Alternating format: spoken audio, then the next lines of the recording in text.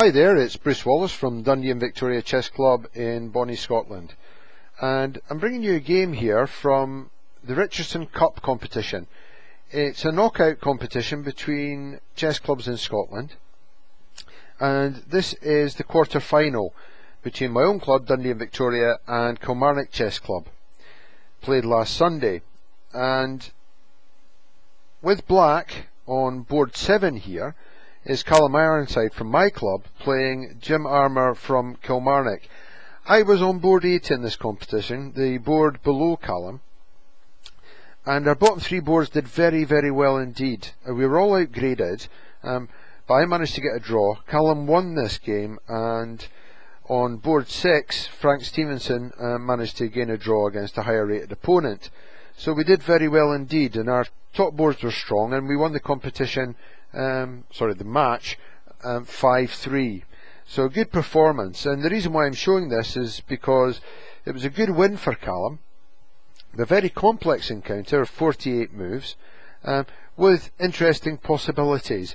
So this video is going to be in 2 parts. Calum was rated just over 1500, and his opponent was slightly higher. So let's get on with the game. White kicked off with e4, and Calum replied c5, knight f3, knight c6, and then white played bishop b5. Now I had white on board 8, and my opponent played the same move order, and I played bishop b5. I think it's a good choice. It gets black out of his chosen lines and forces him to play chess right from the outset, and it's your opening now. And you're calling the shots, so I think it's a good choice. Calum challenged the bishop straight away. Better there, according to Shredder, is actually e5, but a6, and this gives black double pawns after bishop takes knight, b takes bishop, and according to Shredder here, an advantage of almost a pawn for white. Castles, e6, and then rook e1.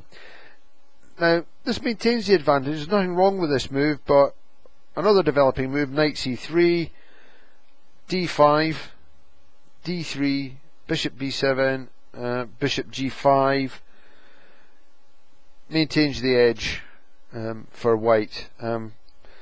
White's fully developed and castled, and black has still got 2 minor pieces to get out and hasn't castled. So that was an alternative. But after e6, rook e1, bishop e7, and then d3. Now, a bit of a lackluster move that by white. Here something more energetic, d4, bishop b7, this is one line, e5, d6, bishop f4, and white is getting a lot of play.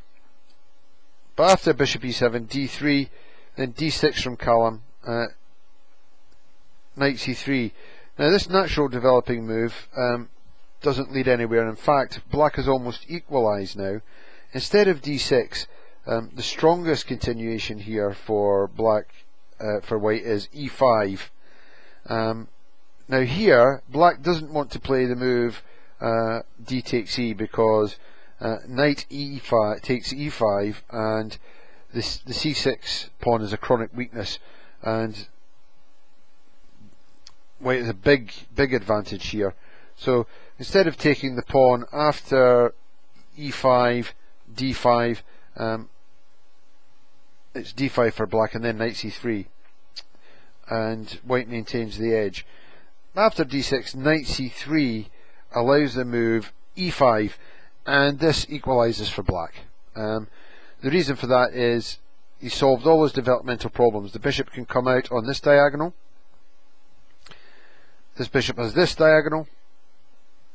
The queen can come out, the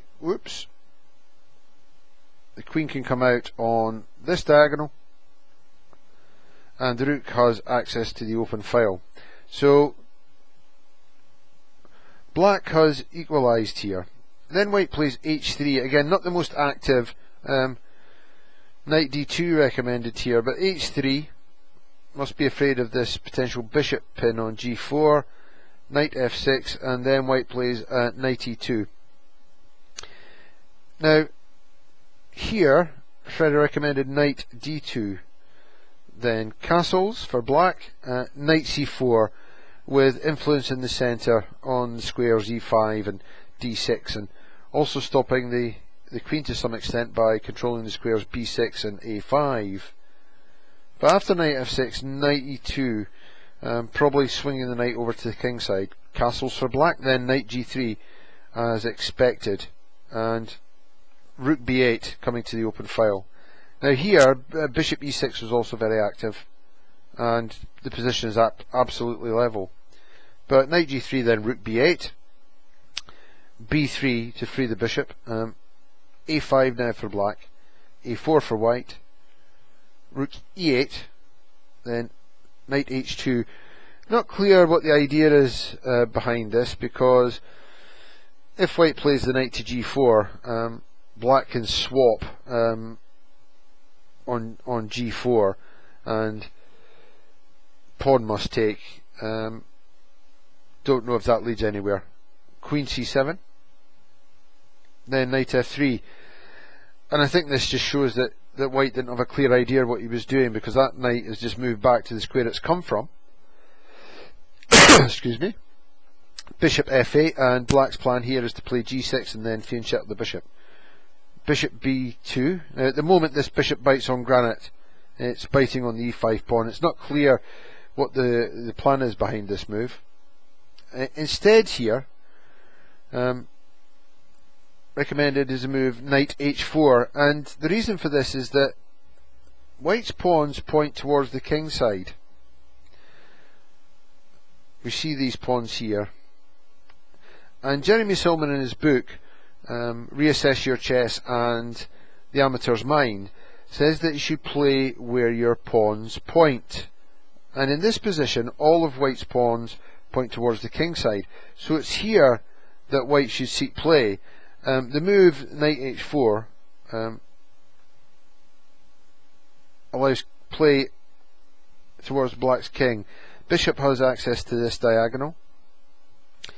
The queen can come to d2 at some point to back that up, or has access to the diagonal d1 h5, and even the rook loof to e3, and then along to either f3 or g3 is possible in some lines. The knights are fairly well placed here, hitting the squares f5, g6 and h5. So this does give white a bit of an advantage. Continuation perhaps being g6, bishop g5, bishop g7, queen d2, and white's fine here with a slight edge,